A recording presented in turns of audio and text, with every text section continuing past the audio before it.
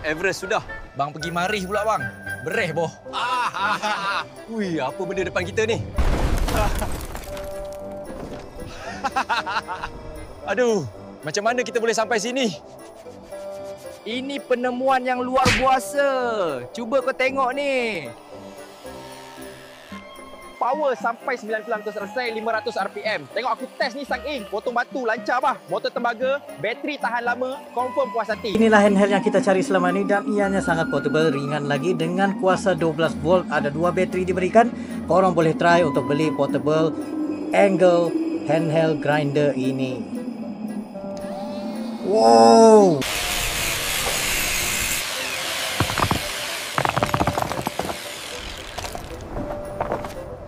Mau kerja cepat potong itu ini? Belilah portable angle grinder keluaran Sickle Rock. Harga amat berpatutan. Boleh tekan beg marih di bawah untuk pembelian.